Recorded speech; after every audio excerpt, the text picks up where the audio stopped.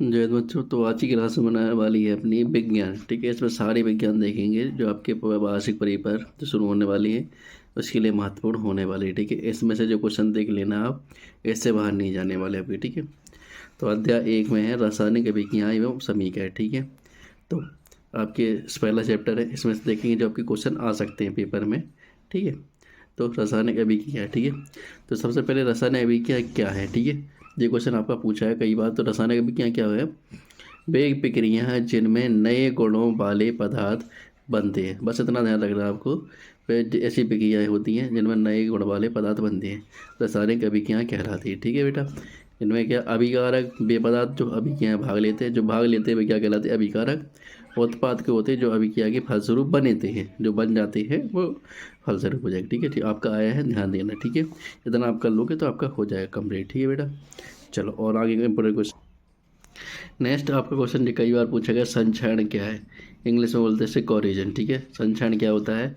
धातुओं का वायु, नमी या रासायनिक की उपस्थिति में धीरे धीरे खराब होना। जैसे लोहे पर जंग लगना, आपने लोहा को देखा होगा, आप नया लेंगे वो अब आप क्या छोड़ दो, उसे हवा में खुला छोड़ दो, वायु में हवा में खुला छोड़ दो, और नमी वगैरह ओस वगैरह पड़े उसमें, और वो क्रिया करके क्या हो जाता है? धीरे धीरे खराब होता है, यानी जंग लग जाती है। ठीक है, 100% ये क्वेश्चन आए हैं और आएंगे। ठीक है, अब विकृत गंधिता, इसे क्या बोलते हैं? रेंसिडिटी। इंग्लिश में रेंसिडिटी, विकृत गंधिता क्या होती है? तेल या वसा युक्त खाद्य पदार्थ का वायु की ऑक्सीजन द्वारा ऑक्सीकरण होने से स्वाद व गंध बिगड़ जाता है। ठीक है, आपने देखा कुरकुरे ले लेना आप, कुरकुरे तेल किस तेल से बनते हैं ना, फ्राई वगैरह होते हैं, उनको खुला छोड़ देना, वो ख़राब हो जाएंगे। फिर उसके बाद देखना उनके क्या हो जाएंगे, मतलब खुला छोड़ देना उन्हें, फिर क्या हो जाएगा? उनका स्वाद बिगड़ जाएगा और गंद मतलब टेस्ट भी खराब आने लगेगा और बहुत बदबू मारने लगेंगे। जी, क्या होता है आपका? विगत गंधता होता है। ठीक है, समझ में आ गया होगा मेरे हिसाब से। ठीक है, चलो तो अब देखो जी, विगत गंधता इसको रोके कैसे, इसको रोक किस प्रकार से सकते, तो जी ध्यान देना, पूछ लेते हैं।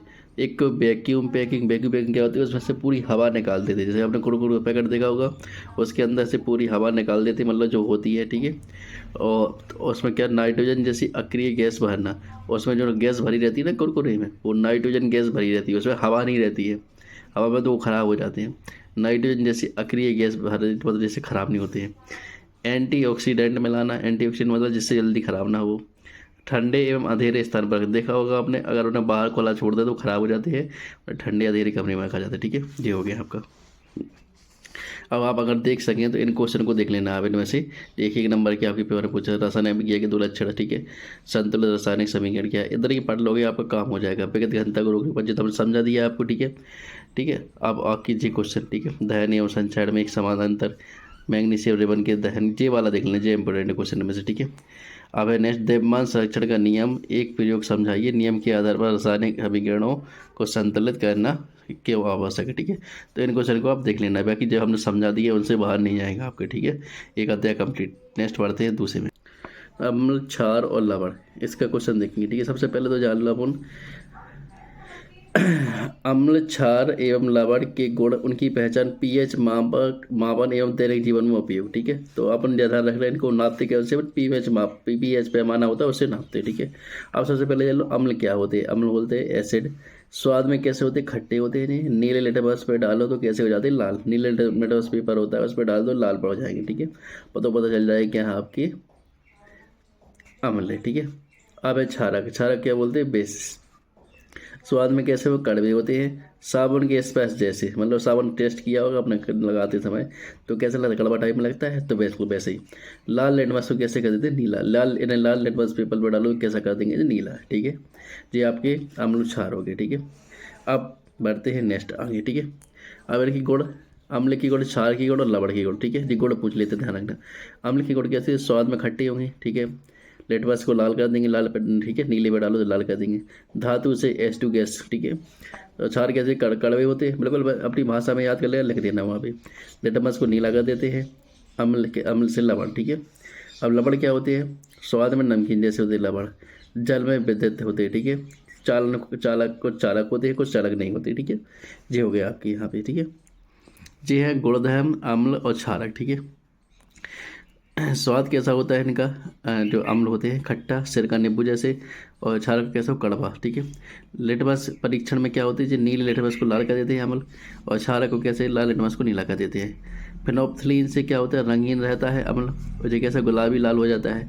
इनसे मतलब गुड़ था, हम इनसे बता रहे हैं इनसे करवा के कैसे होता है। मिथाइल ऑरेंज से कैसा लाल रंग देता है अम्ल, जो पीला रंग देता है। धातु से अभी की या फिर जो हाइड्रोजन गैस मुक्त करता है अम्ल, और जो कैसा अधिकांशतः H2 गैस नहीं देता।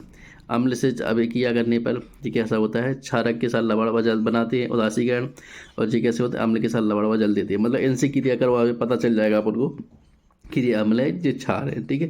ये पूछ लेता है इनसे क्रिया करवाने पे कि कौन कैसा हो जाएगा, ठीक है। तो इसको देख लेना, बाकी आपका ज़्यादातर था वही पूछा जाता है, अम्लों और क्षार में अंतर कैसे होते हैं, क्या होते हैं, ठीक है। जे होता है पीएच स्केल आपका, ठीक है। जे ना ऊपर एसिड होता है, ये आपका न्यूट्रल होता है, बीच में साथ में मतलब पानी पीता है, मतलब न्यूट्रल, उसमें ना खट्टा होता है ना कड़वा होता है। ये अल्कलाइन होते हैं जी अपने, ठीक है। ये इस प्रकार से होता है। इस साइड मान होगा तो आपके कैसे होंगे, ऐसे अटैक होते हैं, ठीक है। अम्लीय होंगे, नीचे होंगे तो नीचे 7 से ऊपर तो अल्कलाइन होंगे, क्षारीय होंगे, ठीक है बेटा। अब देखेंगे यहाँ पे सोडियम हाइड्रोक्साइड या ऐसे कास्टिक सोडा बोलते हैं, इसका सूत्र क्या होता है, NaOH। पूछ लेते हैं सीधे सीधे।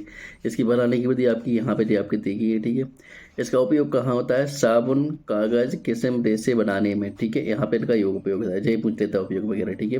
इनका से सूत्र बोले, कास्टिक सोडा का सूत्र क्या है, NaOH पूछ लेगा, ठीक है। बनाने के लिए नहीं पूछा जाता। ब्लीचिंग पाउडर या व्यंजक चूड़, इसका CaOCl2 ये पूछ लेता है 100%। जो बता रहे आपके आएंगे आएंगे बिल्कुल, ठीक है। इनको देखना ही देखना है। बनाने की विधि क्या है, CaOH का होल ट्वाइस, ठीक है, पूछा हुआ चूना प्लस Cl2, ये CaOCl2 ये बनाने की विधि है, ठीक है। इस पर ध्यान नहीं देना कि ये आपका सूत्र जब पूछते हैं। और इनका उपयोग कहाँ होता है, कपड़ों के विरंजन में, जल का कीटाणु शोधन में, ऑक्सीकरण में, ठीक है। यहाँ पे इनका उपयोग होता है, ठीक है। ये बिल्कुल पूछे हैं, कई बार पूछे गए, तो इनका ध्यान देना। कपड़ों के विरंजन में, जल कीटाणु शोधन में, जब आपने देखा, ठीक है, ऑक्सीकरण में। बेकिंग सोडा NaOH, ठीक है, NaHCO3, बेकिंग सोडा NaHCO3 जो हो जाएगा अपना। बनाने की विधि आपकी उपयोग क्या होता है, खाना पकाने में, खाना पकाने में होता है, ठीक है। बेकिंग सोडा का CO2 मुक्त करके आटा फूलता है, ठीक है। अग्निशामक में, अग्निशामक मतलब जो आग बुझाने के लिए यंत्र होते हैं उनके में, एंटासिड के रूप में अम्ल को उदासीन करता है। जैसे एसिड एंटासिड होता है, अम्ल को क्या कहते हैं, तो उदासीन। जैसे अपने क्या एसिड डिबेट में तो अपन क्या लेते हैं, बेकिंग सोडा ले लेते हैं, तो उससे अपना क्या होता है, सही हो जाता है, ठीक है। अब आगे, अब आपका धावन सोडा, इसका सूत्र है Na2CO3 × 10H2O, ठीक है। इसको बनाने की विधि आपकी ये रही। इसका उपयोग ध्यान देना, कपड़े धोने का सोडा, ठीक है, तो धावन सोडा धोने का, धावन से धोने का सोडा, ठीक है। कांच में, कांच बनाने में उपयोग होता है इसका। साबुन व कागज उद्योग में, साबुन और कागज बनाने में भी इसका उपयोग होता है धावन सोडा का, ठीक है। प्लास्टर ऑफ पेरिस का सूत्र क्या है, CaSO4 × ½ H2, ठीक है, ये हो जाएगी। बनाने की विधि क्या है, जिप्सम जो होता है CaSO4 × 2H2, इसको क्या 373 के लिए उनमें काम करेंगे तो वो क्या बन जाएगा आपका प्लास्टर ऑफ पेरिस, जिप्सम को काम करने पर, ठीक है। ये होता है। उपयोग कहाँ होता है इसका, टूटी हड्डियों को सहारा देने, मूर्तियों व सजावटी सामान बनाने में, ठीक है। टूटी हड्डी को क्या कहते हैं, सहारा देता है। टूटी हड्डी देखा होगा, वो सफ़ेद सफ़ेद बांध लेते हैं ना, वो क्या होता है आपका प्लास्टर ऑफ पेरिस। मूर्तियों व सजावटी सामान बनाने में भी इसका योग होता है। जमने की क्रिया, पानी मिलाने पर यह पुनः कठोर जिप्सम बनता है। यार पानी मिला दो क्या बन जाएगा, जिप्सम बन जाएगा, ठीक है। पानी निकाल दो तो क्या हो जाएगा आपका प्लास्टर ऑफ पेरिस बन जाएगा। देखा होगा आपने जो आपका प्लास्टर ऑफ पेरिस होगा, पहले वो आपका तो उतना हार्ड नहीं था, लेकिन धीरे धीरे पानी मिलता है तो कितना हार्ड हो जाता है, पर जिप्सम बन जाता है, ठीक है। तो अच्छी से जानते हो। अब ये आपके हैं थोड़ा सा इंपॉर्टेंट क्वेश्चन, बेकिंग सोडा का रासायनिक से उदासीन, इनको आपको देखना चाहें तो एक्स्ट्रा देख सकते हो, ठीक है। तावन सोडा बेकिंग सोडा में अंतर, ठीक है। जो चीज़ इनको आपको देखना चाहें तो इनको देख लेना एक बार, ठीक है। बाकी जितना समझाते हैं उनसे तो आप बाहर जाएगा नहीं, ठीक है। तो इससे प्लास्टर बेस बनने की रासायनिक विधि ये आपके क्वेश्चन हो जाए, ठीक है। अब चलते हैं नेक्स्ट चैप्टर में 3 में। अध्याय धातु और धातु, ठीक है। धातु और धातु क्या होती है, चलो देख लो। धातु क्या होती है, इनको बोलते हैं इंग्लिश में मेटल। वे तत्व जो अगाध अगाध मतलब क्या होते हैं, मतलब कितने कूट लो ना, कुचल लो, कछुए पे टूटे ना, ठीक है।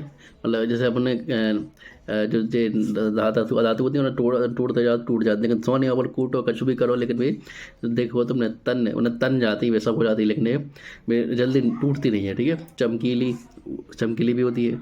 ऊष्मा व विद्युत के सुचालक होती है। कैसे, ऊष्मा उनमें लाइट बात का है तो क्या होती है, सुचालक होती है। जैसे सोना, चांदी, तांबा, लोहा, सोना, चांदी, तांबा, लोहा जी हो जाएंगे। आभा धातु नॉन मेटल जी क्या होती है, वे तत्व जो भंगकर होती हैं, तुरंत अगर तोड़ो तो टूट जाती है। आ चमकीली होती है, ठीक है। ग्राफाइट चमकीली होती है, बाकी आ की चमकीली होती है, तो चमक नहीं होती उनमें। ऊष्मा विद्युत की कुचालक होती है, ऊष्मा विद्युत की क्या होती है, कुचालक, जैसे गंधक और ऑक्सीजन और कार्बन, ठीक है।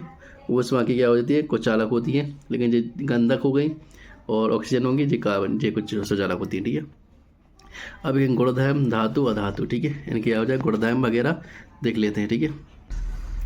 अगाध बात वही, पतली चादरों में बदले जा सकने, ठीक है। यानी पतली चादर में कूटा जा पतली हो जाए लेकिन टूटे ना जी। भंग अधातु कैसी होती है, भंकुर होती है, टूट जाती है ना, कूटो तो टूट जाए, ठीक है।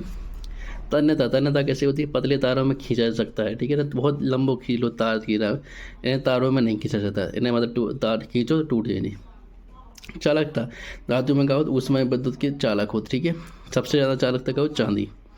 अधातु कैसी होती है, ऊष्मा विद्युत की कुचालक होती है, ग्रेफाइट बस होती खाली, बाकी सब क्या हो कुचालक हो, उनमें ऊष्मा नहीं बाहर, मतलब लाइट नहीं प्रभावित हो सकती। चमक, जे कैसी होती है, चमकीली होती है, जे अधातु कैसी चमकीली नहीं होती है।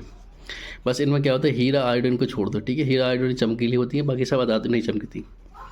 अवस्था कैसी होती है, कक्ष ताप पर ठोस, ठीक है। पारा को छोड़ दो, जो द्रव है। कक्ष ताप मतलब सामान्य ताप पे कैसी होती है, वो ठोस होती है धातु है। बस पारा कैसी होती है, द्रव में होती है। जे कैसी होती है, अधातु, ठोस भी होती है, द्रव भी होती है, गैस भी होती है। ये ध्वनि में कहा टकराने पर ध्वनि उत्पन्न करती है, ये कैसी ध्वनि में टकराओ ध्वनि उत्पन्न हुई है, जो ध्वनि उत्पन्न नहीं करती, ठीक है बेटा।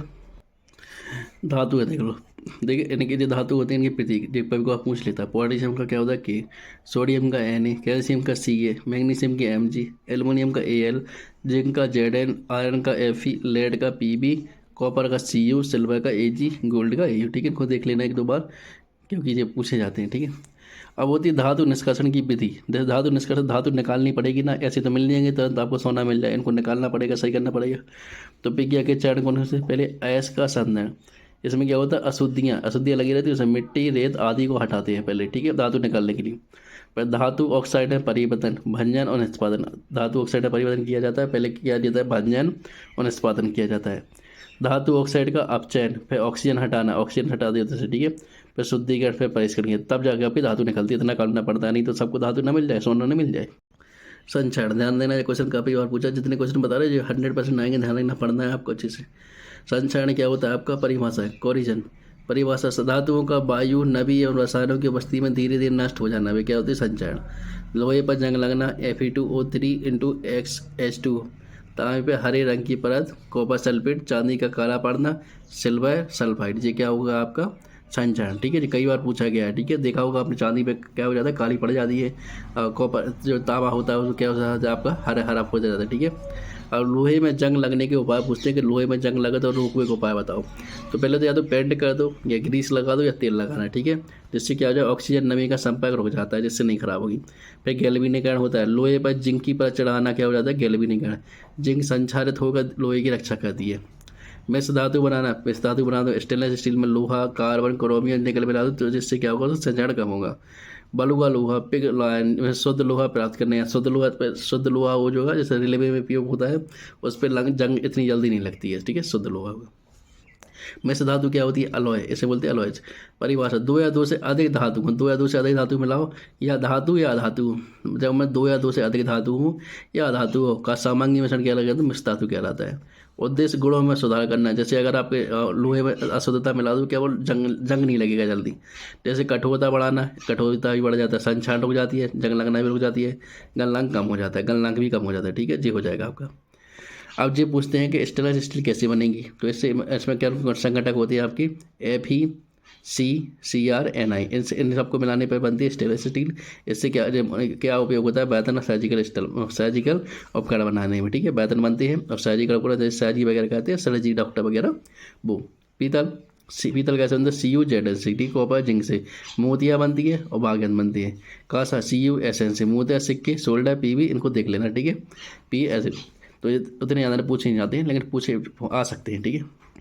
अब इसमें ये आपकी क्या, हमने इनको समझा दिया, तन्यता क्या है, गैल्वेनिकरण क्या है, सक्रिय का ये चीज़ें क्या है, तो इनको आपको एक बार खुद से जैसे हमने समझाया है ना, तो क्वेश्चन यहाँ से उठा के आपको खुद से करना है, ठीक है। जो चीज़ नहीं बनी है तो बताना कमेंट में, उसको भी करवा देंगे, ठीक है। तो यहाँ इन क्वेश्चन को आपको देख लेना एक बार, बाकी हमने आपको समझा ही दिया है इस पार्ट से जितना हो सकता है, ठीक है। आगे बढ़ते हैं। अब आपका कार्बन और उसकी होगी, कार्बन और उसकी होगी, कार्बन एंड इट्स कंपाउंड। ठीक है, ये क्वेश्चन आपके इससे भी पूछे जाते हैं। ठीक है, चलो पहले देख लेते हैं। कार्बन के बहुरूपी स्वरूप सहसंयोजी बंध हाइड्रोकार्बन की आत्म समूह या महत्वपूर्ण कार्बन की होगी, जो कार्बन से होता है वो सब बताया गया इसमें। कार्बन बहुरूपता, ठीक है, परमाणु संख्या कितनी होती है? 6 होती है। इलेक्ट्रॉन विन्यास क्या होता है? 2 4, बाहर कक्ष में 4 इलेक्ट्रॉन होते हैं। ठीक है, आपको पता है कक्ष के द्वारा सब इलेक्ट्रॉन बनते हैं, आपके परमाणु बनते हैं। ठीक है, चलो बहुरूपता क्या होती है? एल्टोट्रॉपी, एक ही तत्व के भौतिक गुणों में भिन्नता लिए हुए विभिन्न संरचनात्मक रूप, मतलब जे कार्बन जैविक कार्बन जैविक कार्बन, लेकिन इनके रूप कैसे अलग अलग, जी क्या होता है? बहुरूपता। जैसे हीरा है, हीरा एक कठोरतम ज्ञात पदार्थ है, बिल्कुल हीरा बहुत कठोर है ना। विद्युत का कुछ अलग होता है, विद्युत नहीं बहती उसमें। प्रत्येक सी परमाणु 4 अन्य सी परमाणु से सहसंयोजी बंध द्वारा जुड़ा होता है, मतलब इसमें ऑक्सीजन के लिए कोई जगह नहीं, वो क्या नाम, करंट के लिए कोई जगह नहीं रहती, इसलिए क्या कठोर रहता है पूरा, मतलब जो मिला इसकी सी जो है आपका, प्रत्येक सी परमाणु 4 अन्य परमाणु से, मतलब 4 परमाणु 4 ही से मिले हैं, तो इसमें जगह कहाँ से? इलेक्ट्रॉन, उसके लिए इलेक्ट्रॉन के लिए जगह होगी, तभी तो वो आपकी मतलब वो आपका, तभी तो करंट फ्लो करेगा। चलो ये चीज़ अलग है, पहले यहाँ पे देख लेते हैं। ग्रेफाइट, हीरा क्या कठोर होता है आपका? विद्युत का क्या होता है? कुछ अलग होता है। विद्युत आप जानते हैं, लाइट। ग्रेफाइट क्या है? मुलायम चिकनाई युक्त, मुलायम होता है ग्रेफाइट और चिकनाई युक्त। जैविक कार्बन ही है, तो कैसा होता है? मुलायम होता है, चिकनाई युक्त होता है। विद्युत का कैसा होता है? सुचालक, विद्युत इसमें बह सकती है, क्योंकि देखो परतदार संरचना होती है, एक परत में प्रत्येक सी परमाणु 3 अन्य सी से जुड़ा होता है, इसमें 3 जुड़ा होता है। ठीक है, फ्लोरीन या कैसी होती है? फुटबॉल जैसी संरचना होती है। कैसी होती है? फुटबॉल जैसी संरचना के 660 या बैंक मिनिस्टर फ्लोरीन बोलते हैं इसे। ठीक है, ये आपका डायमंड की संरचना देखो यहाँ पे, ग्राफाइट की है और ये फ्लोरीन की संरचना है। ठीक है, सारी संरचना दी कार्बन की। ठीक है, अब सहसंयोजी बंध क्या होता है, जो पूछ लेते हैं। ठीक है, कार्बन अपने चारों सहसंयोजी इलेक्ट्रॉन साझा करके स्थिर अष्टक प्राप्त कर लेता है, इसे क्या बोलते हैं? सहसंयोजी बंध। उदाहरण, मेथेन CH4 का निर्माण कार्बन 4 परमाणु हाइड्रोजन परमाणु के साथ एक एक इलेक्ट्रॉन साझा करता है, जी क्या हो जाएगा? वो सहसंयोजी बंध हो जाएगा। अब आपका क्वेश्चन पूछा जाता है दहन, दहन क्या होता है? हाइड्रोकार्बन वायु या ऑक्सीजन में जलकर CO2 H2O ऊष्मा उत्पन्न देते हैं। दहन में क्या होता है? आपका जो हाइड्रोकार्बन होते हैं वायु ऑक्सीजन में जलकर, ऑक्सीजन की उपस्थिति में जलकर क्या होता है? CO2 H2O ऊष्मा उत्पन्न करते हैं। ठीक है, जी आपकी CH4 plus 2O2 CO2 plus 2H2O plus ऊष्मा। अपूर्ण दहन क्या होता है? पर्याप्त ऑक्सीजन न होने पर कार्बन मोनोऑक्साइड, विषैली गैस या कार्बन कण बनते हैं। ठीक है, दहन में क्या होता है? जब आग जलाते हैं अपन, अच्छे से आग जलाए तो आपने देखा हो धुआं कम होता है। जब आग कम जलती है और मतलब अच्छे से जलती है तो कार्बन क्या होती है, मतलब जो आपकी मतलब धुआं निकलता है बहुत ज़्यादा निकलता है। कहने का मतलब क्या है? जब अच्छे से जलेगी तो उसमें क्या हो जाएगा? आपका CO2 कार्बन डाइऑक्साइड और H2O निकलेगा। ठीक है, और जब यहाँ पे वो जलेगी, मतलब सही नहीं जलेगी, तो कार्बन मोनोऑक्साइड होगी, विषैली गैस निकलेगी और कार्बन कण निकलेंगे। ठीक है, आगे बढ़ते हैं। साबुन अपमार्जक, ठीक है, ये क्वेश्चन पूछा है कई बार, देखते हैं। साबुन बनावट कैसे होती है? लंबी श्रृंखला वाले कार्बोजनिक अम्लों, वसा अम्लों के सोडियम व पोटेशियम लवण होते हैं। ठीक है जी, बनाने की विधि क्या होती है? वनस्पति तेल या वसा प्लस NaOH इक्वल साबुन प्लस ग्लिसरीन, उत्प्रेरीकरण, साबुनीकरण। ठीक है, इस प्रकार से आपका ये बन जाएगा, साबुन बनेगा। महत्वपूर्ण इसके क्या होते हैं? महत्वपूर्ण साबुन के अणु में 2 भाग होते हैं, कौन कौन से? हाइड्रोकार्बन पूंछ, हाइड्रोफोबिक, तेल ग्रीस से जुड़ता है, जो किसी तेल या ग्रीस जो अपने कपड़ों में लग जाता है उससे जुड़ेगा। आयनिक सिरा जो होगा हाइड्रोफ्लेक, वो जल से जुड़ता है, जिससे आपकी सफाई होती है। सीमा, कठोर जल में CO2 प्लस Mg2 प्लस आयनों के साथ अघुलनशील अवक्षेप इसका मन आता है। कठोर जल में क्या होता है? क्रिया नहीं करता। आपने देखो साबुन से लगाएंगे कठोर जल में नाक वाले में, तो वो वहाँ पे अच्छे से कपड़ा साफ नहीं होता। कहते हैं कपड़ा साफ नहीं हुआ तो वहाँ पे पानी खराब होता है, कठोर पानी होता है। ठीक है, अब मान लीजिए क्या होता है आपका बनावट? अमोनिया सल्फेट समूह युक्त लंबी श्रृंखला वाले कार्बोजलिक अम्लों के लवण होते हैं। लाभ क्या होता है? कठोर जल में भी अवक्षेप नहीं बनाते, प्रभावी सफाई। अब वहाँ जाकर कैसे नैमा वगैरह देखा अपने, कठोर जल हो कैसे भी हो वो अपनी अब सफाई अच्छे से करेंगे, लेकिन साबुन जो होगा वो कठोर जल में सही से काम नहीं करेगा। अब जी आपके महत्वपूर्ण प्रश्न जो आपकी है श्रृंखला क्या है जी? आपकी IUPAC नाम जी ध्यान देना, CA2H इसका IUPAC नाम देख लेना जी, आप पूछा जाए कई बार। ठीक है जी, इसको बाकी सफाई वगैरह साबुन वगैरह जो आपको बता ही चुके हैं। ठीक है, इन क्वेश्चन में से आप भी देख सकते हैं। ठीक है, बाकी आप एक्स्ट्रा करना चाहना चाहें, एक्स्ट्रा मतलब जो आप पैसेंट के लिए पढ़ना चाहें। ठीक है, नहीं तो आपको उतने में काम बन जाएगा। ठीक है, आगे बढ़ते हैं। अध्याय 5 जैव प्रक्रम, जैव प्रक्रम है। चलो इसको देखते हैं, इससे इंपॉर्टेंट क्वेश्चन। पोषण पूछ लेता है। पोषण क्या होता है? न्यूट्रिशन, ठीक है। परिभाषा क्या होती है? भोजन ग्रहण करने तथा उसके उपयोग की प्रक्रिया। भोजन अपन खाते हैं, जो खाना खाते हैं उसको ग्रहण करने की और उसका उपयोग, जैसे खाना खाएंगे तो उससे क्या मिलेगी? ऊर्जा मिलेगी। तो यही क्या कहलाता है? आपका पोषण कहलाता है, ठीक है बेटा। अब पोषण क्या होता है आपका? दो प्रकार के होता है। स्वपोषी पोषण, ठीक है। स्वपोषी पोषण में क्या होता है? स्वयं सरल पदार्थ से भोजन बनाता है, खुद से खाना बनाता है स्वपोषी भोजन में, ठीक है। जैसे प्रकाश संश्लेषण, पेड़ पौधे देखिए आपने कहीं पे वो बाल्टी लेके या साबुन या गर्म करके खाना वगैरह तो बनाते नहीं, वो खुद से बनाते हैं। हरे पौधे शैवाल, उदाहरण क्या है? हरे पौधे ये खुद से खाना बनाते हैं, शैवाल खुद से खाना बनाते हैं, ठीक है। परपोषी कैसे होते हैं? जो दूसरों पर निर्भर रहते हैं, जैसे दूसरे जीवों पर भोजन प्राप्त करना, जैसे अपन लोग जंतु, कवक, परजीवी जो दूसरों पे क्या होती है मतलब वो रहते हैं, दूसरे से भोजन प्राप्त करेंगे तब ये खाएंगे। पाचन के प्रमुख अंग, पाचन के प्रमुख अंग कौन कौन से होते हैं आपके? चलो यहाँ देखते हैं। मुंह में क्या होता है? मुंह चबाता है, लार के साथ मिलाता है और इससे क्या होता है? पाचन रस एंजाइम में लाल एमाइलेज, और पचा हुआ भोजन क्या होता है? स्टार्च शर्करा में, ठीक है। अमाशय पेट, इसमें क्या होता है? भोजन को भंडारित करना, प्रोटीन का पाचन, इसका का हो गया, ठीक है। पाचन रस एंजाइम, इसमें क्या होता है? अमाशय में गैस्ट्रिक रस या पेप्सिन HCl, ये अमाशय में आपके एंजाइम या पाचन रस होते हैं, ठीक है। प्रोटीन पेप्टेन में, ठीक है। छोटी आंत या ड्यूटेम, इसका क्या कहा होता है? ये क्या काम करती है? पीत एवं अग्नाशयी रस से पाचन करती है, ठीक है। इसमें पाचन रस एंजाइम कौन सा होता है? इनमें छोटी आंत में पीत या अकेत अग्नाशयी रस, ठीक है। बसा अम्ल, ठीक है। इसमें चेंज हो जाता है ये आपका पचा हुआ भोजन। छोटी आंत या इमलियम में क्या काम होता है इसका? अपशोषण, जब अपशोषण कहती है। इसमें क्या होता है? आंतरिक रस होता है। अंतिम पाचन विलेय पुष्पों का अपशोषण, ठीक है। बड़ी आंत में क्या होता है? जल का अपशोषण, ठीक है। अपशिष्ट का संग्रह, ठीक है, ये हो जाएगा। जब आपका चित्र कई बार आया, ध्यान देना इसको। ये मान आपका मानव पाचन तंत्र का। मुंह आपको ऐसे बनाना सीख लेना, 2-3 चारा बनाएंगे तो मुंह बना देना ऐसे, जीभ बना देना ऐसे, अब निकाल देना, आमाशय कर देना। कुछ आप इसमें सीख लें, छोटी हाथ बड़ी हाथ देख लेना, ठीक है। जो भी आपसे बन सके, जितना ही बन सके इसको करके देखना। परिवहन या ट्रांसपोर्टेशन, पादपों में परिवहन कैसे होता है? जाइलम, जाइलम का क्या कहा होता है? जड़ों से पत्तियों तक जल एवं खनिज का संवहन करता है एक ही दिशा में। ये क्या कहता है? जड़ों से पत्तियों तक, जड़ से ले जाके पानी कहाँ तक ले जाए? पत्तियों तक ले जाते, एक ही दिशा में काम होती है, ठीक है।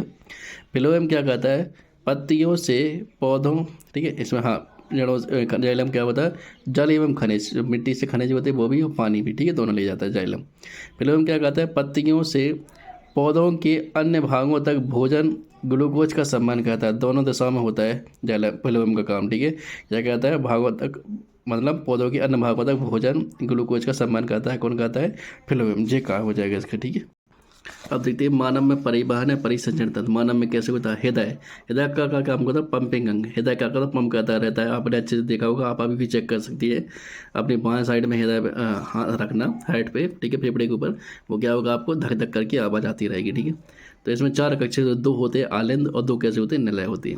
रक्त कैसा है? तरल संयोजी ऊतक है। कई बार पूछा गया था, रक्त कैसा है? तरल संयोजी ऊतक है। प्लाज्मा, तरल भाग पोषक अपशिष्ट हार्मोन ले जाता है। प्लाज्मा का तरल भाग होता है जो लिक्विड टाइप में पोषक अपशिष्ट हार्मोन ले जाता है। रक्त कणिकाएं क्या करती हैं? लाल रक्त कणिका RBC बोलते हैं ना शॉर्ट फॉर्म में। हीमोग्लोबिन द्वारा O2 परिवहन करती है। ऑक्सीजन क्या करती है? हीमोग्लोबिन लाल कलर का होता है अपना खून, उसमें क्या करती है? ये O2 परिवहन करती है। श्वेत रक्त कणिका WBC भी बोलते हैं ना, रोग प्रतिरोधक होती है। अगर श्वेत रक्त कणिका नहीं है आपकी तो आपका रोग प्रतिरोधक क्षमता कम होगी, आपको जल्दी बीमार पड़ेंगे आप, ठीक है।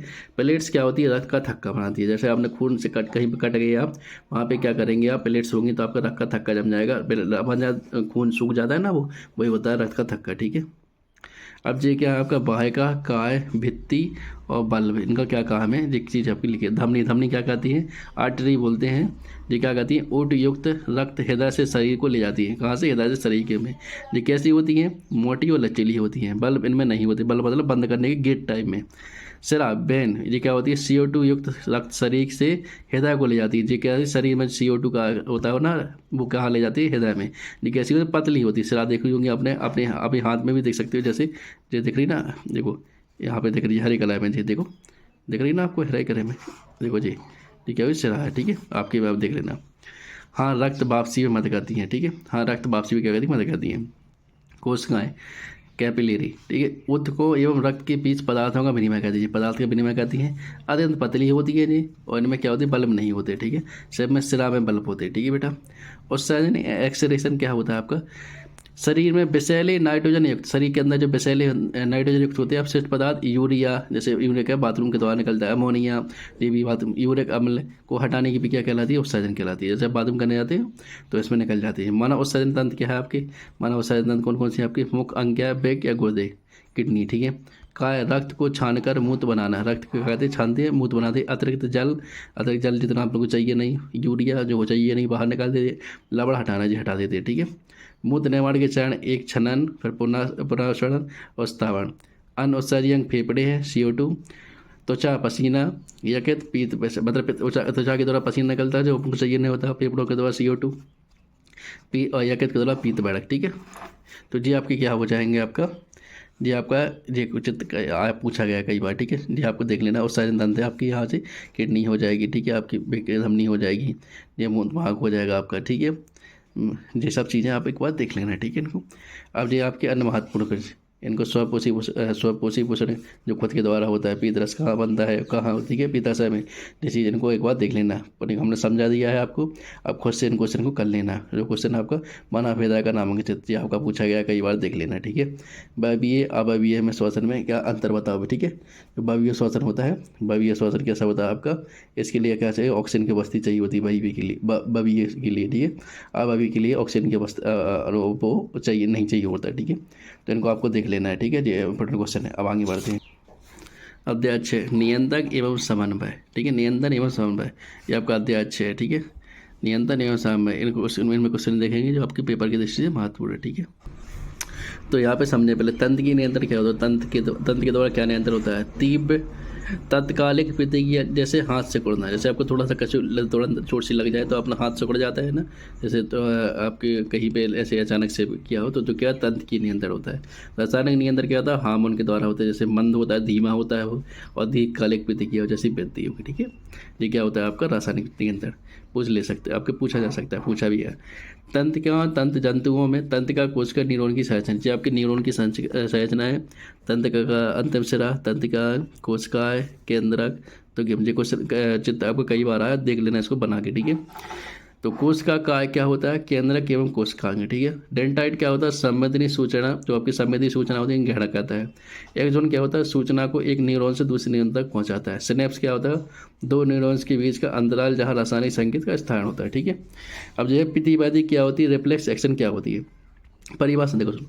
मस्तिष्क की इच्छा के बिना क्या होती है, मस्तिष्क दिमाग काम नहीं कर रहा है इसमें, ठीक है। प्रतिवादी क्रिया होती है, इसमें दिमाग काम नहीं करता है, ठीक है। इसमें मेरुरज्जु द्वारा नियंत्रित तीव्र अनिच्छिक प्रतिक्रिया होती है। जैसे आप कहीं पर ध्यान दें, आपको कोई भी चीज़ बुलाए तो वो क्या होती है, अनिच्छिक क्रिया, प्रतिवादी क्रिया, रिफ्लेक्शन क्रिया होती है। इसमें दिमाग तो आपका दूसरी जगह है, लेकिन आपकी जो रीढ़ की हड्डी होती है मेरुदंड, ठीक है। रीढ़ की हड्डी को क्या होते हैं, दिमाग होता है अपन 90%, 10% दिमाग किसके पास होता है, मेरुरज्जु। जो आपकी रीढ़ की हड्डी होती है ना, आपके पीछे देखना, आपको गुड़िया टाइप में होंगी, वो क्या कहलाती है, रीढ़ की हड्डी होती है, यहाँ तक दिमाग से जुड़ी होती है वो, ठीक है। वो काम करती है किसका, प्रतिवादी क्रिया का। उद्देश्य संकट से तुरंत सुरक्षा, उसके जैसे अपन कोई अचानक से वो बुलाए तो अपन घबरा जाती है ना, कि अचानक तुरंत दिखते हैं, ठीक है। तो वो क्या होती है आपके मेरुरज्जु द्वारा नियंत्रित होती है, ठीक है। उदाहरण, गैम वस्तु छूने पर हाथ से कुड़ना, ऐसे गैम वस्तु छूए तुरंत अपन झटका लगता है ना। आंख में कुछ पड़ने पर पलक झपका, नाक पे कुछ पड़ जाता है और पलक झपका दीजिए, किसका काम होता है, प्रतिवादी क्रिया का, ठीक है। प्रतिवादी के चाप की घटक कौन कौन से हैं, इसमें ग्राही, उद्दीपन ग्रहण करना, संवेदी न्यूरॉन्स संकेत मेरुरज्जु तक ले जाना, ये घटक हैं, ये काय हैं, ठीक है। मेरुरज्जु क्या कहता है, संकेत प्रसंस्करण, सूचना मस्तिष्क को भी भेजी जा सकती है। चालक न्यूरॉन क्या कहते हैं, प्रतिक्रिया का संदेश, इनको जो प्रभाव नहीं पूछे गए हैं, प्रतिवादी क्रिया कई बार पूछी गई, ठीक है। इनको देखना तो देख लेना, बाकी इनको ये प्रतिवाद चाप का आरेख, गैम वस्तुओं से हाथ हटाने का, ठीक है। ये आपकी वह प्रतिवादी क्रिया दिखाई गई है, जैसे छिप जाए तो तुरंत आपको क्या कर लेते हैं, तुरंत आपकी हाथ हटा लेती हैं। ये क्वेश्चन कई बार पूछा, अग्र मस्तिष्क क्या है, सबसे आगे, ठीक है। अग्र मस्तिष्क क्या है, सबसे आगे। प्रामस्तिष्क सूचना, याददाश्त, बुद्धि, इंद्रिय संबंधी क्षेत्र, ठीक है। अग्र मस्तिष्क क्या है, सबसे आगे, जो सबसे आगे होता है अग्र मस्तिष्क, इसका काम क्या है, प्रामस्तिष्क सूचना, याददाश्त, बुद्धि, इंद्रिय संबंधी क्षेत्र। थैलेमस का क्या काम है, संवेदी सूचना का रिले स्टेशन। हाइपोथैलेमस का क्या, शरीर का ताप, भूख प्यास, हार्मोन स्राव का नियंत्रण, जी का काम किसका, अग्र मस्तिष्क का। मध्यमस्थ क्या होता है, बीच में होता है। इसका काम है श्रवण एवं दृष्टि प्रतिबातों का समन्वय, ठीक है जी। आँख को दिखता है और सुनने को दिखता है। पश्च मस्तिष्क का क्या काम है, पीछे होता है। शरीर पेलम, शरीर का संतुलन बनाता है, जिससे आप एक रेखा में चल पा रहे हो। पेशी समन्वय, एक दूसरे का समन्वय क्या था, पेशियों का। मेडुला ओब्लोगेटा क्या होता है, अनैच्छिक क्रियाओं जैसे हृदय स्पंदन, श्वास, छींक, ये अनैच्छिक क्रियाएं होती है, अपने हाथ में कंट्रोल पे नहीं होती, ठीक है। तो इनका क्या कर रहा था, पश्च मस्तिष्क काम करता है। इनका काम कई बार पूछा गया, ध्यान देना, इनको कर लेना। अब है आपका इनमें हार्मोन, ग्रंथि, हार्मोन अंतःस्रावी ग्रंथियों द्वारा स्थापित रसायन जो रक्त द्वारा लक्षित अंग तक पहुंचकर उसकी क्रिया को नियंत्रित करता है, जी होता है ग्रंथि, हार्मोन और काय। पीयूष या पिट्यूटरी ग्रंथि से में कौन सा वृद्धि हार्मोन निकलता है, TSH आदि। मास्टर ग्रंथि अन्य ग्रंथियों को नियंत्रित करती है, ठीक है, ये काय होता है। थायराइड से कौन सा, थायरोक्सिन चयापचय दर, वृद्धि एवं विकास में नियंत्रण करता है। अग्नाशय लैंगिक से इनसे इंसुलिन और ग्लूकागॉन रक्त शर्करा स्तर का नियमन करता है। अधिवेग एडिनल से एडिनल निकलता है। लड़ो या भागो प्रतिक्रिया देना, जब अब संकट में होती है तो क्या होता है, अधिवेग निकलता है। या तो अपने अंदर बहुत दम आ जाती है, जब डर जाए अचानक से, ठीक है, तो ये होता है। जनन ग्रंथियाँ, इसमें टेस्टोस्टेरोन नर में होता है, एस्ट्रोजन मादा में होता है, ठीक है। लैंगिक लक्षणों का विकास करती है जी, ठीक है। ये बहुत बार पूछा है, ये 100% आता है, ध्यान रखना, इनको अच्छे से कर लेना। इंसुलिन एवं मधुमेह, देखो इसके यही पूछा गया। इंसुलिन क्या होता है, अग्नाशय द्वारा स्थापित हार्मोन है, अग्नाशय के द्वारा स्थापित होता है। काय क्या होता है, तो रक्त में ग्लूकोज के स्तर को कम करना, ग्लूकोज के स्तर को कम करना। ज़्यादा हो जाएगा तो क्या हो जाएगा, अपन को वो क्या बोलते हैं उसको, डायबिटीज हो जाती है, ठीक है। ग्लूकोज ग्रहण करने में मदद करना। मधुमेह डायबिटीज, जी आपका मधुमेह डायबिटीज। इंसुलिन की कमी, जब इंसुलिन कमी हो जाती है अभावी होने के कारण रक्त शर्करा का स्तर बढ़ जाता है, को बोला था ना, रक्त का शर्करा का स्तर बढ़ जाएगा तो क्या हो जाएगा, आपको मधुमेह डायबिटीज हो जाएगी। उपचार, इंसुलिन इंजेक्शन लेना पड़ता है आपको, या आहार नियंत्रण करना पड़ता है, खाना में कमी करनी पड़ती है, ठीक है। अब देखो हार्मोन अगर ना हो तो क्या दिक्कत हो सकती है। अगर वृद्धि हार्मोन में अधिक हो जाए तो क्या होगा जी, अधिक होगा तो विशालकाय हो जाएगा, कम हो जाएगा तो बौनापन हो जाएगा, वृद्धि हार्मोन बराबर होना चाहिए इसलिए। थायरॉक्सिन में अगर अधिक होगा तो क्या होगा, घेंगा रोग हो जाएगा और वजन क्या हो जाएगा, वजन घटना हो जाएगा, घेंगा रोग हो जाएगा और वजन घटेगा। और कम होगा तो थकान होगी, वजन बढ़ेगा, ठीक है। इंसुलिन अगर कम होगा तो मधुमेह होगा, ठीक है, कम होगा तो मधुमेह होगा। एड्रेनल होगा तो इसमें हृदय गति, रक्तचाप बढ़ाता है, आपातकालीन प्रतिक्रिया, ठीक है। ये आपके इंपोर्टेंट क्वेश्चन है, इनको आपको देख लेना है, ठीक है, इनको करके देख लेना जिनको समझा है, ठीक है। अब अध्याय है आपका 7, जीन जनन कैसे करेंगे, ठीक है। जीन जनन में देखो सबसे पहले देखिए जनन क्यों जनन जरूरी है आपका। सबसे पहले इसका उद्देश्य क्या होता है, परिभाषा होती है नए जीवों की उत्पत्ति की जैविक प्रक्रिया, ठीक है। जब नए जीव बनेंगे तभी जनन होगा, तभी बनेंगे। जैसे वंश वृद्धि, जीवों की संख्या बनाए रखना, तभी जनन होता है, इसलिए करते हैं। अनुवांशिक विविधता, लैंगिक जनन से प्रजातियों से विविध आती है। विकास में सहायक विविधता चयन का आधार होता है, ठीक है। चलो तो आप देखते हैं विशेषता, अलैंगिक जनन और लैंगिक। लैंगिक में अलैंगिक क्या होता है आपका, जिसमें आपको नर मादा की आवश्यकता नहीं होती है, ठीक है। वैसे इसमें मिलने की आवश्यकता नहीं होती अलैंगिक जनन में, ठीक है। लिंग की आवश्यकता नहीं होती है, ठीक है। ये आपका ऐसे ही हो जाता है हवा के द्वारा या वो कण के पराग कण के द्वारा, ठीक है, इसमें कण के द्वारा हो जाता है। लेकिन लैंगिक में क्या चाहिए होता है, मिलन होता है नर और मादा का, ठीक है, इसमें मिलन होता है, निषेचन होता है, तब होती है क्रिया, ठीक है। इसमें नर मादा की आवश्यकता होती है जो मिलते हैं, इसमें मिलने की आवश्यकता नहीं होता है जी, कैसे भी हो सकता है लैंगिक, ठीक है, ये चीज़ समझ जाना। उपस्थिति क्या होती है, इसमें एक कोश के जीव, कुछ बहुकोशिकीय जीव होते हैं, इसमें अधिकांश बहुकोशिकीय जीव होते हैं। जनकों की संख्या इसमें एक होती है, इसमें क्या हो, 2 होते हैं, नर एवं मादा होते हैं लैंगिक जनन में। युग्मक क्या होते हैं, इसमें अनलैंगिक में अनुपस्थित होते हैं, लेकिन लैंगिक में होते हैं। इसमें शुक्राणु अंडाणु मिलते हैं, ठीक है, शुक्राणु आदमी के और अंडाणु महिला के मिलते हैं, तब जाकर निषेचन होता है। संतति में इसमें अनुवांशिक रूप से जनक के समान क्लोन होता है। इसमें लैंगिक में क्या होता है, अनुवांशिक रूप से जनक में विभिन्न होता है। उदाहरण जैसे अलैंगिक किस्म होता है, अमीबा में होता है अलैंगिक द्विखंडन, हाइड्रा में मुकुलन होता है, आलू में काफियत होता है। लेकिन लैंगिक किस्म होता है, मनुष्य में होता है, पुष्पी पादप में होता है जी, ठीक है, ये हो गया आपका, ठीक है। पूछा गया कई बार लैंगिक जनन और अलैंगिक जनन में सीधा अंतर भी पूछ लेता है, ठीक है, आपको बताना पड़ेगा। इसमें से एक आप देखना चाहें तो वाक्य देख लेना, इसमें से ये चीज़ पूछी गई कई बार, मुकुलन क्या होता है। मुकुलन में क्या होता है, जनन से एक छोटी कली निकलती है, ठीक है, एक छोटी कली निकलेगी और विकसित होकर क्या हो जाएगी, वो अलग हो जाएगी। जैसे हाइड्रा में होता है, ईस्ट में होता है, एक कली निकलेगी और जब बड़ी हो जाएगी तो एक अलग हो जाएगी, ठीक है जी। ये क्वेश्चन कई बार पूछा गया है, आप बाकी इनको देखना चाहें तो इनको देख लेना, ठीक है। बाकी जितना हम आपको बताते जाए, समझाते जाते वो आप देख ध्यान से कर।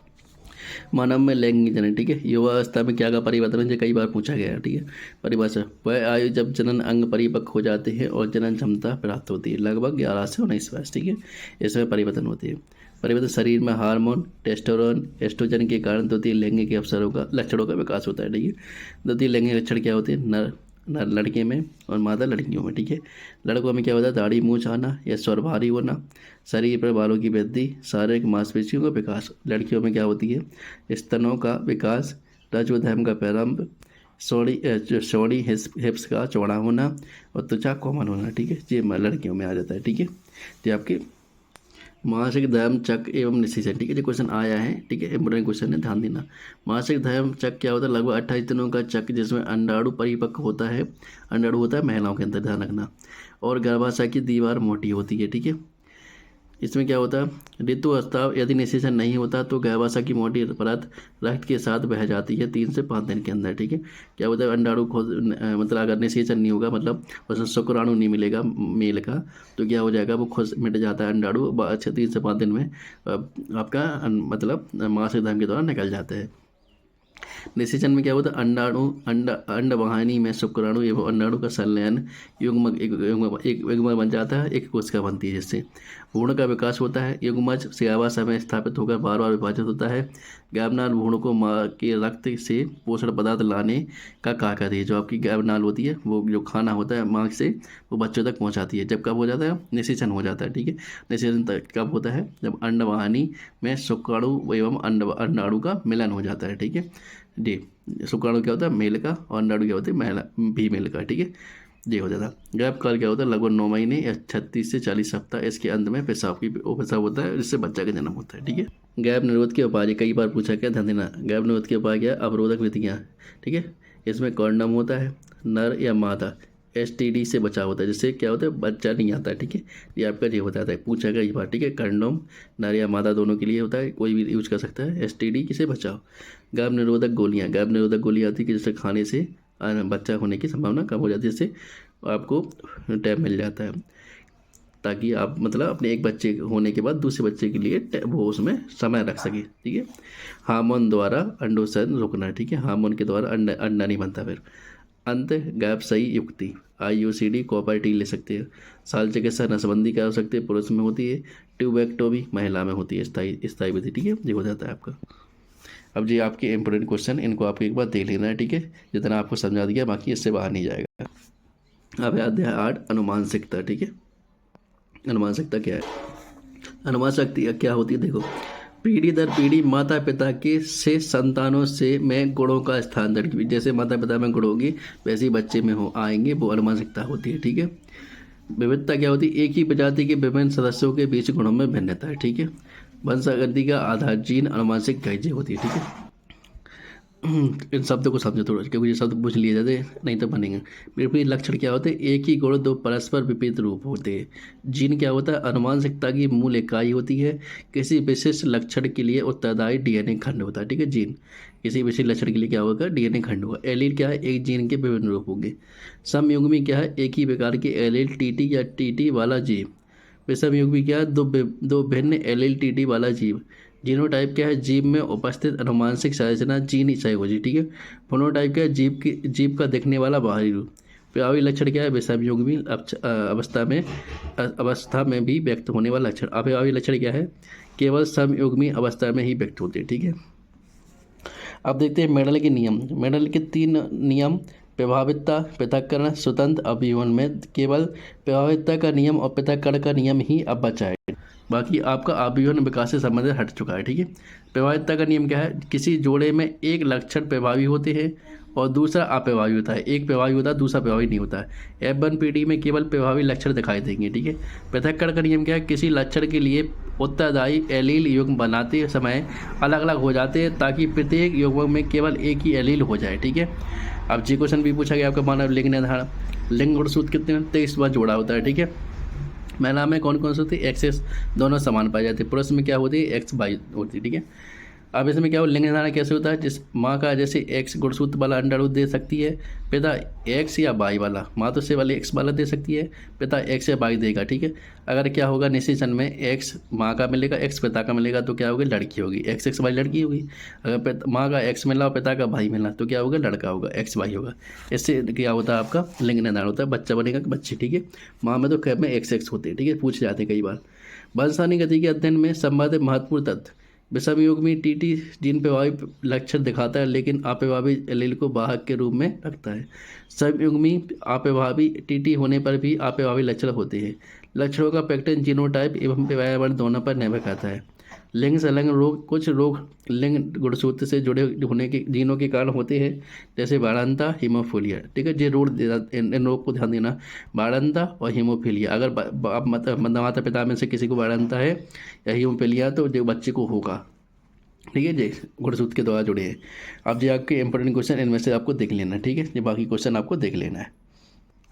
अब अध्याय 9 देखते हैं, ठीक है, प्रकाश, ठीक है, ये क्वेश्चन पूछेंगे। प्रकाश का परावर्तन क्या है, जो 100% पूछा है, तो ध्यान रखना। जब किसी चमकदार सतह, जैसे चमकदार सतह जैसे दाएं पढ़ो से टकरा कर प्रकाश चमकदार दाएं पर टकरा, अपने मोबाइल पे देखो, ये कछू पे शीशा अपने सूर्यदेव के सामने कर लो, जितना अच्छा प्रकाश मोड़ दो, वो क्या आपका प्रकाश का परावर्तन। वापस उसी माध्यम में लौट जाता है, इसे प्रकाश का परावर्तन कहता है। आपको कांच ले लेना और सूरज की रोशनी इधर उधर करना, तो आपका प्रकाश लौटते जाएगा, ठीक है। मतलब जिस प्रकाश जिस माध्यम से आए उसी में लौट जाए, वो क्या होता है, प्रकाश का परावर्तन होता है। परावर्तन के 2 नियम होते हैं, एक होते अपवर्तन कोण, आई हमेशा परावर्तन कोण आर के बराबर होता है। आपतित किरण, परावर्तित किरण और अभिलंब एक काल्पनिक लंबवत रेखा सभी एक ही तल में होते हैं, ठीक है। तो ये 2 नियम है आपके, ठीक है। अब दाएं देखो, दाएं 2 प्रकार के होते हैं, एक अवतल एक उत्तल दाएं, ठीक है। अवतल दाएं क्या होता है, अंदर की ओर घुमावदार होता है, अवतल अंदर की ओर, ध्यान रखना, अवतल अंदर की ओर घुमावदार होता है। चम्मच की अंदरूनी सतह की तरह, चम्मच देखी ना अंदर की तरह घूमी होती है ऐसी, ठीक है। तो अवतल दाएं होता है, यह प्रकाश को अभिसरित एक जगह इकट्ठा करता है। अब अंदर की होगा तो प्रकाश गिरेगा, ऐसे अंदर होगा तो अंदर की तरह इकट्ठे करेगा ना। उत्तल दाएं क्या होता है, बाहर की, उत्तल क्या होता है, बाहर की ओर, ठीक है। चम्मच की बाहरी सतह की तरह यह प्रकाश को क्या कर दो, फैला देगा, यह प्रकाश को कैसे फैला देगा, जब पूछा गया कई बार, ध्यान देना, बहुत इंपॉर्टेंट है। आप अपवर्तन क्या है, जब एक प्रकाश एक माध्यम से दूसरे माध्यम में जाता है, जैसे आपका माध्यम देखा आपने, माध्यम मतलब एक जैसे माध्यम मतलब इधर से चेंज हो जाए, जैसे आपका माध्यम अभी जैसे ठंड का माध्यम ठंड चल रहा ना, तो यहाँ पे देखो अपने कोहरा टाइप में पड़ता है तो माध्यम यहाँ पर घना होता है, गर्मियों के टाइम में नहीं पड़ता है तो वहाँ पे क्या होता है, कम घना होता है, मतलब वहाँ पे बिल्कुल कम।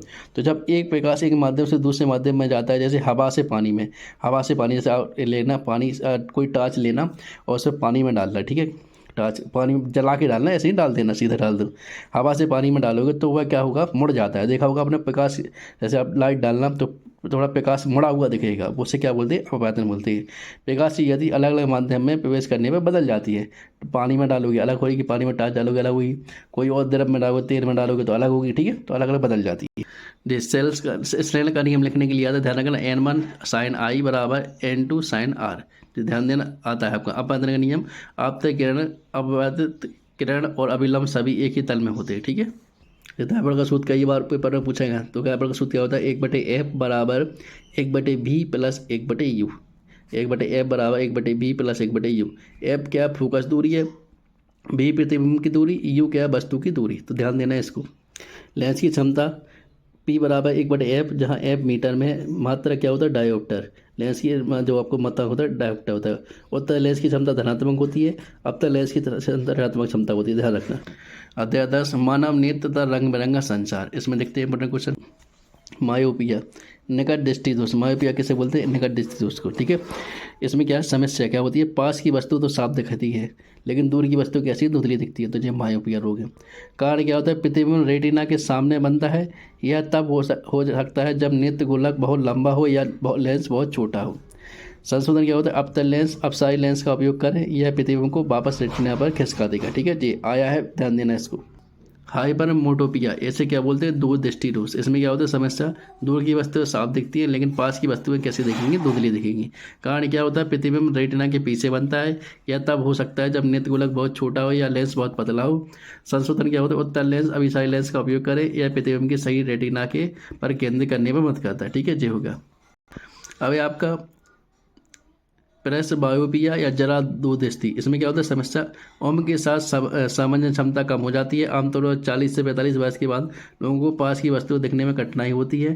कारण क्या होता है, सिलियारी पेशियाँ कमजोर हो जाती हैं और नेत्र लेंस कम लचीला हो जाता है। ठीक है।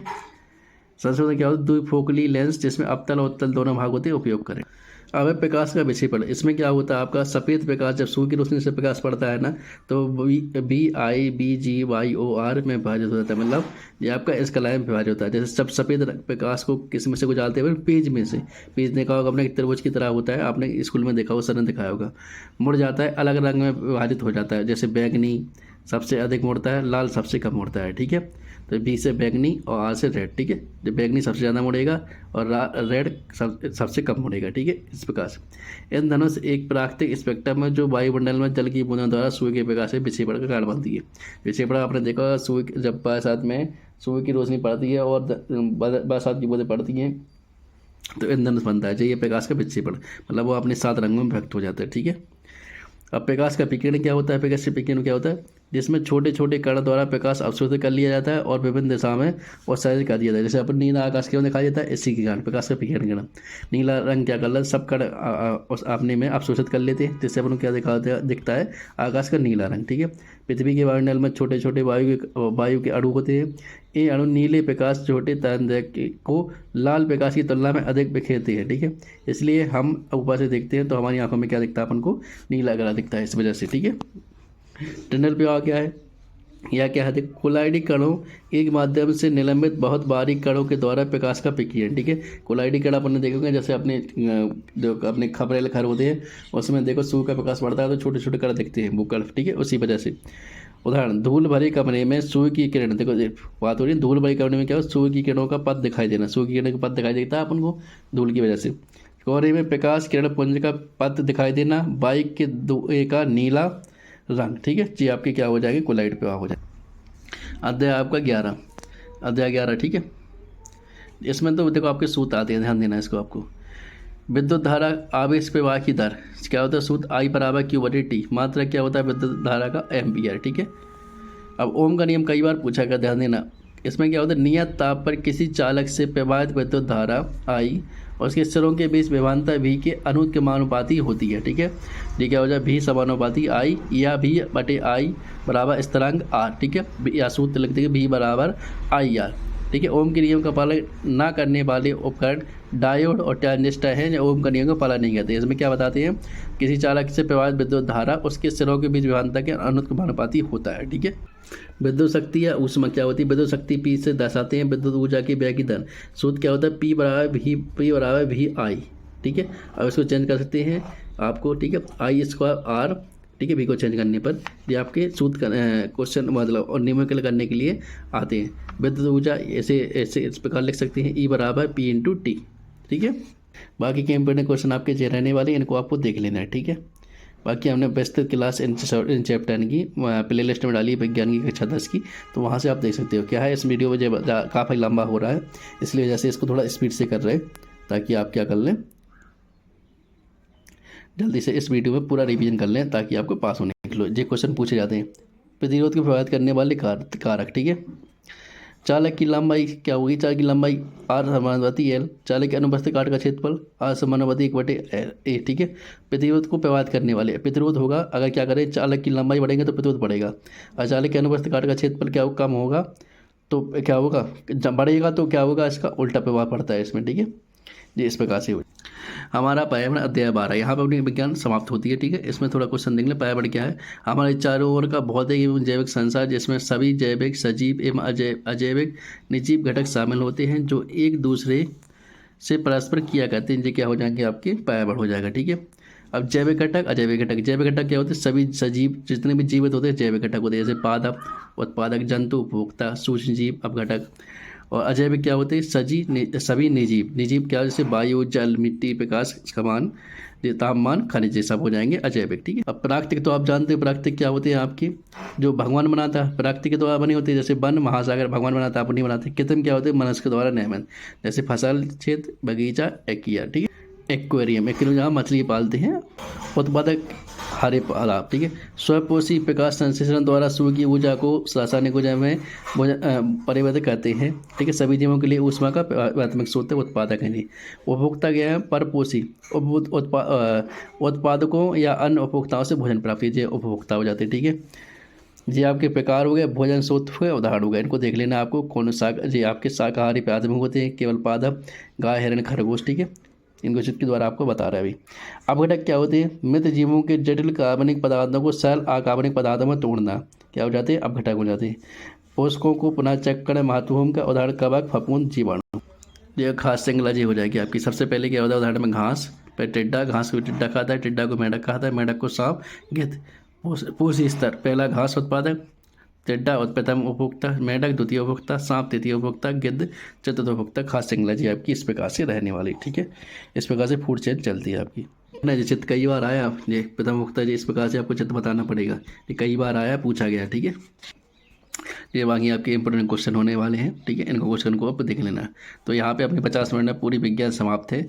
इसको देखने के बाद 100% आप इस पास हो जाओगे गारंटी के साथ में। धन्यवाद। चैनल को सब्सक्राइब करें, कोई दिक्कत हो कमेंट करें, ठीक है बेटा।